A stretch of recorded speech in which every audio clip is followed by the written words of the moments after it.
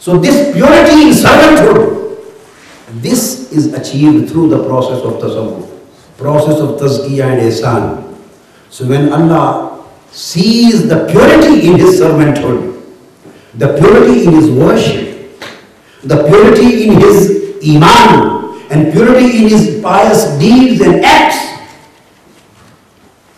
and purity in his behavior, only then he starts loving that man because of purity of his heart and inner self. And because of this purity, he loves him. He makes him his beloved. And when he makes him his beloved, only then he is honored with this blessing that he is able now to love Almighty Allah in response of his love. So man's love comes with Allah, comes in response of Allah's love with man. That's why the beloved people of Allah, the awliya, they are the chosen ones. Why chosen ones? That he chose them for his love. So a common person and the beloved, can anybody treat both them equal? The one who loves, the one you love him, and the one you deal with him. You go and work in an office and there are hundreds and hundreds of your colleagues, your seniors, your superiors, your subordinates, your colleagues, your friends, your classmates. You have links and interactions with hundreds of people. But whoever you interact with, is he or she your beloved? Is every person your beloved son or beloved daughter for parents? No, even the parents, they can't say that we have an equal level of love with each and every children. So same is the position Almighty Allah. He gives his love, he gives his attention, he gives his kindness, he gives his mercy according to his own share of purity, according to his own share of sincerity. So he makes someone his beloved, and then he becomes his lover. And then the one who is the lover and beloved of Almighty Allah, he says, come on, and I enter you in the company of my friends, you become in my awliya.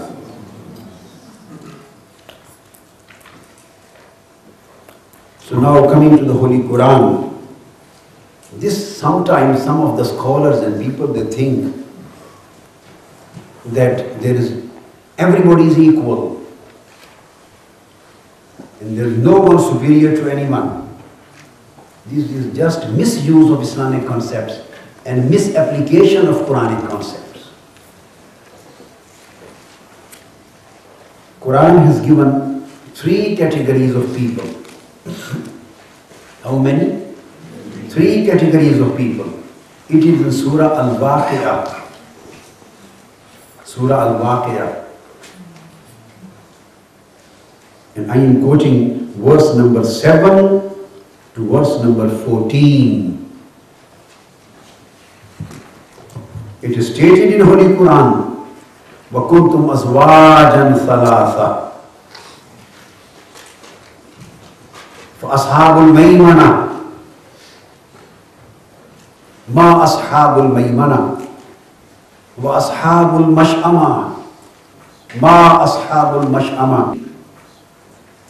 وَالسَّابِقُونَ السَّابِقُونَ أُولَئِكَ الْمُقَرَّبُونَ في جنات النعيم ثلة من الأولين وقليل من الآخرين. These are the 7 verses. Almighty Allah says, and you will be classed into 3. I will categorize you in 3 classes. The first class would be the people of right side. The first class would be of the companions of right, of the right, the people of the right. And second class would be the companions of the left, the people of the left side. who would be given their book of deeds in their right hands, or they would be allowed to sit on the right side of arsh. That's why it is known as the people of the right, the companions or the people of the right side. It doesn't mean companions. Translators do right companions, but it creates confusion. It means the people of right, of the right. Ashab. And the other is the people of the left. The people of the right would be mu'mineen. Mu'mineen salihin. They will go to Jannah. And the people of the left, those who will be given their book of deeds in their left hand, they will go to the hell. And the third category Quran mentions is as-sabiqoon, as-sabiqoon. And those are the forerunners, they are the forerunners, Quran says. They left everybody behind them. They are the forerunners, they are the forerunners. This is what Quran says. And then Quran says, mentioning who are the forerunners, as-sabiqoon, as-sabiqoon. Twice. Who are the forerunners? Who are the forerunners? He said, Ulaika al-muqarraboon. These are the people who have been blessed with my nearness.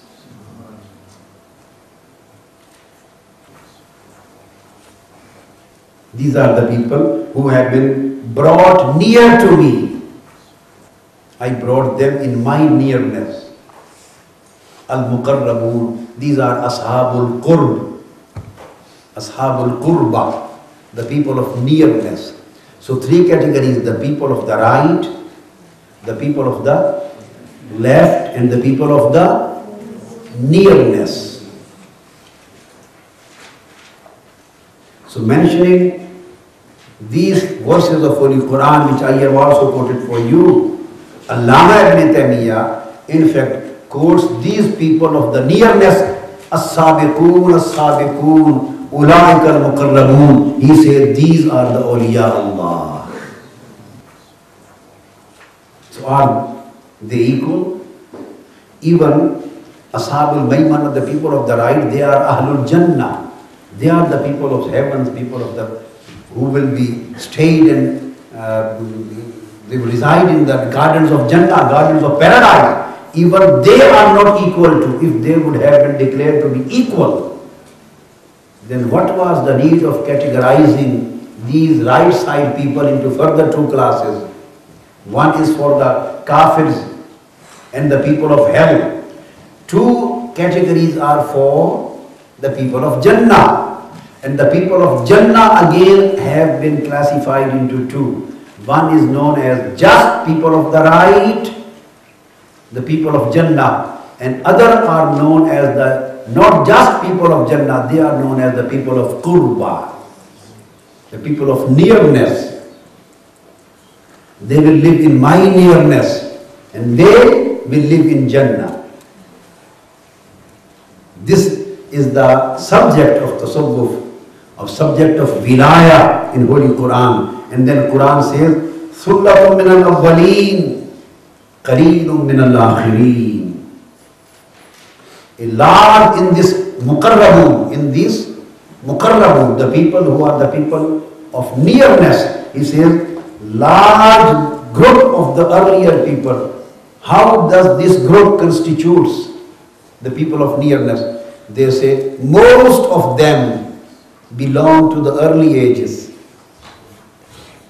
but a few of them belong to the later ages.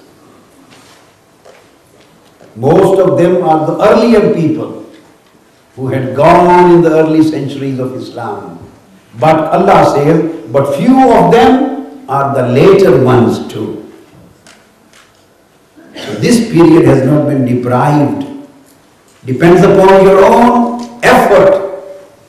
What level of sincerity you are ready to gain in the friendship of Almighty Allah. What level of loyalty you are ready to gain in order to establish the link, relationship, love and friendship of Almighty Allah. Allah says, if you put your effort even today, you are not totally deprived. He says, that but few of the later ones too. We will take a few people from the later centuries also, and they will join the Muqarrabun, the people of the nearness. And majority of them would be from the early ages. This is the Quran talking of awliya and the subject of Allah's friends, the wilayah. Then it is stated in Holy Quran, in the same surah,